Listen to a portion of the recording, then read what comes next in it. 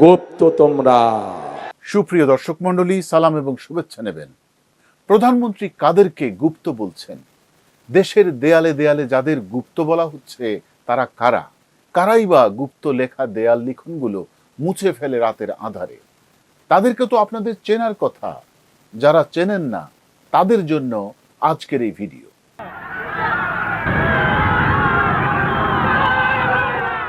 স্বাধীন সার্বভৌম বাংলাদেশের যেদিন জন্ম হয় সেই দিন অর্থাৎ 1971 সালের 16 ডিসেম্বর থেকে যারা গুপ্ত হয়ে গেছে তারা আজও গুপ্ত। ভয়, লজ্জা, অপমান বোধ আর পরাজয়ের গ্লানিতে তারা বুক ফুলিয়ে নিজেদের পরিচয় দিতে পারে না। কিন্তু সময়ের পরিক্রমায় স্বাধীনতার সপক্ষের শক্তিগুলোর রাজনৈতিক এবং নেতৃত্বের ব্যর্থতার সুযোগে গুপ্তরা এখন দেশের সংসদেও পৌঁছে গেছে। কিন্তু তাদের মনের ভয় কখনো কাটেনি। তারা জানে যেই দেশ তারা চায়নি, তারা জানে যেই পতাকা, যেই সঙ্গীত, যেই স্বাধীনতা, যেই স্বাধীন দেশ তারা চায়নি, সেই স্বাধীন দেশে এখন শারীরিকভাবে প্রকাশ্যে এলেও মানসিকভাবে তারা গুপ্ত। স্বাধীন সার্বভৌম বাংলাদেশে তাদের গুপ্ত হওয়া ছাড়া আর কি বা করার আছে? অনেকে গুপ্ত সুপ্ত আরো কত কিছু বলে, রে ভাই, এগুলার কোনো সীমানা নাই। আজকে যদি এই দেশটি স্বাধীন না হয়ে এখনো বেলুচিস্তানের মতো করে পাকিস্তানের কলোনি হয়ে থাকতো, তখন দেশের চিহ্নিত রাজাকার আলবদররা হতো দেশপ্রেমিক। এখন গুপ্ত বলা হতো যারা 1971 সালে দেশের স্বাধীনতার জন্য সংগ্রাম করেছিল তাদেরকে। দেখুন, জামাত শিবির সাপোর্ট করলেও তারা তো রক্ত মাংসের মানুষ, সামান্য বুদ্ধির মানুষ হলেও তাদের ন্যূনতম বিবেক তো আছে। বিশেষ করে নতুন প্রজন্মের জামাত শিবির কর্মীদের বিবেক মাঝে মাঝে আত্মগ্লানির যন্ত্রণা দেয়। তারা বিব্রত হাতে দেশের জাতীয় পতাকা ধরে, সংকীর্ণ মনে দেশের জাতীয় সঙ্গীত গায়, কম্পিত পায়ে স্মৃতিসৌধে ফুল দিতে যায়। চলুন দেখে আসি এই দেশে কারা কারা গুপ্ত, তারা কেন গুপ্ত, এই লজ্জার শেষ কোথায়? অতীতের বহু উত্থান পতন হয়েছে, আসুন আমরা ওইসব অতীতের দুঃখের কথাগুলি ভুলে যাই। দর্শক, একটা গ্রামীণ প্রবাদ আছে, সে থাকে মাইরের পিছে আর দৌড়ের আগে। এর অর্থ হলো কিছু মানুষ থাকে যারা মারামারিতে সব সময় পিছন থেকে হই হই করে উস্কানি দেয়, কিন্তু অবস্থা খারাপ দেখলে সবার আগে দৌড়ে পালায়। জি দর্শক, আপনি ঠিকই ধরেছেন। আমি জামায়াত ইসলামের প্রয়াত অভিশপ্ত নেতা এবং তাদের আধ্যাত্মিক গুরু গোলাম আজমের কথাই বলছিলাম। তিনি হচ্ছেন বাংলাদেশের ইতিহাসের প্রথম গুপ্ত। 1971 সালের 22 নভেম্বর যুদ্ধের অবস্থা বেগতিক দেখে নিজের সহকর্মী রাজাকারদের ফেলে রেখে দেশ ছেড়ে পাকিস্তানে পগার পার হয়ে গুপ্ত হয়ে পড়েন। কারণ তিনি বুঝে গিয়েছিলেন গুপ্ত হওয়ার সঠিক সময় কোনটি। তিনি বুঝে গিয়েছিলেন বাঙালির স্বাধীনতার জোয়ার আর থামানো যাবে না। তার সেই দেখানো পথ ধরে তার উত্তরাধিকার জামাত শিবিরের লোকজনেরা জানে কখন কিভাবে গুপ্ত হতে হয়, আবার সুযোগ বুঝে মাথা চাড়া দিতে হয়। আমার এই সাধনা, এই চিন্তা, কিভাবে এই দেশের স্বাধীনতা সার্বভৌমত্ব থেকে হেফাজত করা যাবে। আসলে তার আর কোনো বিকল্প ছিল না। এর কারণ হচ্ছে স্বাধীন দেশের উত্তেজিত সংক্ষুব্ধ জনতা যখন রাজাকার, আলবদর, আল শামস সহ শান্তি কমিটির লোকদেরকে ধরে ধরে নিজেরাই বিচার করছিল, সেই সময় পালিয়ে যাওয়াটাই তার জন্য যথার্থ ছিল। সেই সময়ে ধরা পড়ার ভয়ে গোলাম আজম ছাড়াও হাজার হাজার আলবদর, আল শামস গুপ্ত হয়ে পড়ে। তৎকালীন জামায়াত ইসলামের নেতা, যিনি পরবর্তীতে জামায়াত ইসলামের আমির হয়েছিলেন, গোলাম আজমও ছিলেন শান্তি কমিটিতে। তাকে যুদ্ধাপরাধের দায়ে অভিযুক্ত করা হয়েছিল, পরে তার দণ্ড হয়েছে এবং কারাগারে তার মৃত্যুও হয়েছে। বিগত 55 বছরেও দলটি আর কোনোদিন জনসমক্ষে বুক ফুলে দাঁড়াতে পারেনি। তারা অভিশপ্ত প্রেতাত্মার মতো গুপ্ত হয়ে কাজ করে। একটা শ্রেণী জনসম্মুখে আসলেও জামাত শিবিরের অগণিত নেতাকর্মী আছেন যারা দেশে বিদেশে গুপ্ত। বর্তমান সময়ে সংসদে অল্প কটা সিট নিয়ে হলেও তারা দেশের প্রধান বিরোধী দল। যতদিন রয়্যাল বেঙ্গল টাইগার থাকবে, মুক্তিযোদ্ধা জিতবে, রাজাকার কোনোদিন এদেশে জয় লাভ করতে পারবে না, আমি চ্যালেঞ্জ করে বলে গেলাম। বাংলাদেশে 2024 সালের আন্দোলনকালে বিভিন্ন শিক্ষা প্রতিষ্ঠানে ছাত্রলীগের ছত্রছায়ায় ছাত্রলীগের জন্য রাজনীতি করা ছাত্র শিবিরের নাটকীয় উত্থান সমগ্র জাতিকে হতবাক করে দেয়।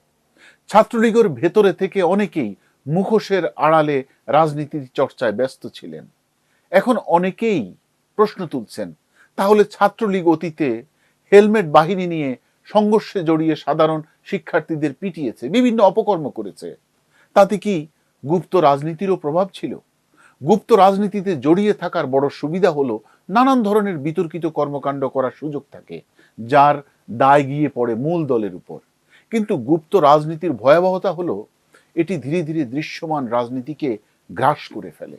যে গুপ্ত রাজনীতি যেখানে লিখছে যে ছাত্র রাজনীতি মুক্ত এবং ছাত্রলীগ মুক্ত ক্যাম্পাস, সেখানে গুপ্ত রাজনীতি মুক্ত লেখাতে কাদের হাতে ঘা লাগতে পারে? এই জায়গায় মানে গুপ্ত লেখাতে কারা মন খারাপ করতে পারে? এখন প্রশ্ন হলো, কেন গুপ্ত রাজনীতির প্রয়োজন পড়ল? কেন কেবল একটি বিশেষ দলের নেতা কর্মীরাই গুপ্ত রাজনীতিতে থাকতে হলো? প্রতিপক্ষকে ঘায়েল করার জন্য যারা গুপ্ত রাজনীতি করে তারা কখনোই কোনো জাতির মূল্যবান সম্পদ হতে পারে না।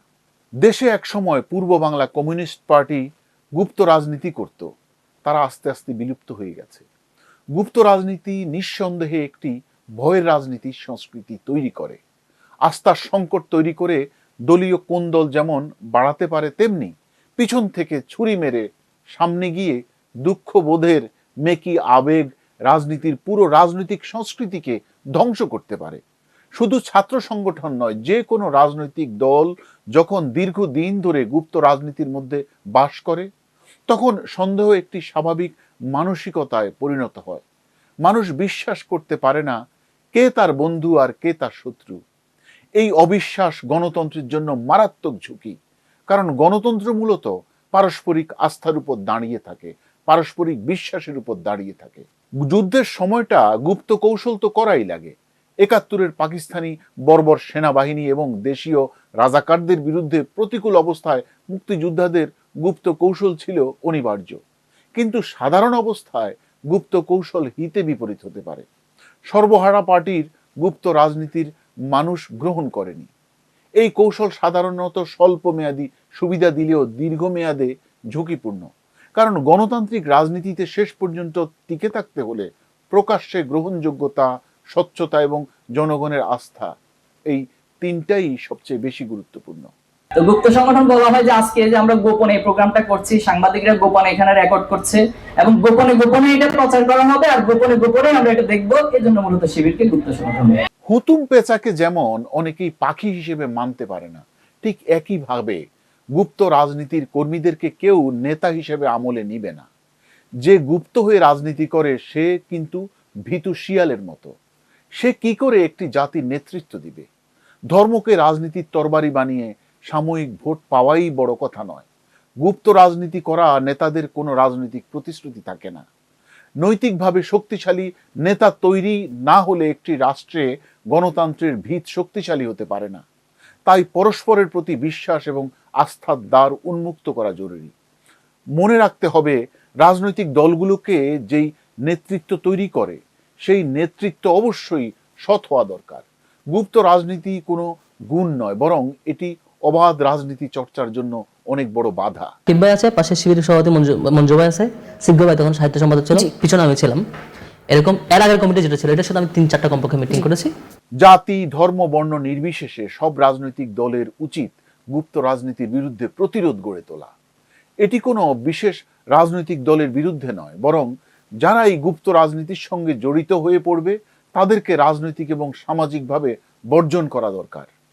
বাংলাদেশে ছাত্রদল ব্যাপক হারে দেয়ালে গুপ্ত লিখে গ্রাফিতি আঁকছে এবং স্লোগান দিচ্ছে, গুপ্ত রাজনীতি নিপাত যাক, গুপ্ত যাদের অবস্থান তাদের বাড়ি পাকিস্তান।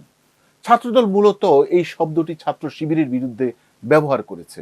এটা দেশের সাধারণ মানুষ ভালোভাবেই বুঝে গেছে। তাদের দাবি, যারা প্রকাশ্যে রাজনীতি না করে গোপনে প্রভাব বিস্তার করতে চায় তারা সুস্থ ধারার রাজনীতির জন্য হুমকি। এটি মূলত ক্যাম্পাসে আধিপত্য বিস্তারের একটি কৌশল। বাস্তবে এই কৌশল কি কাজ করে? আপাতত কিছু সফলতা পাওয়া গেলেও গুপ্ত রাজনীতির ভবিষ্যৎ অন্ধকার হতে বাধ্য।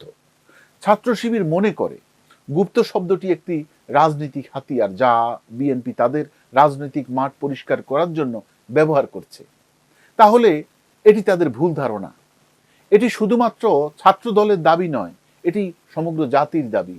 আওয়ামী লীগ পালাতক, এমন বাস্তবতায় জামাত শিবিরের পক্ষে আর ভিকটিম কার্ড প্লে করা সহজ হবে না।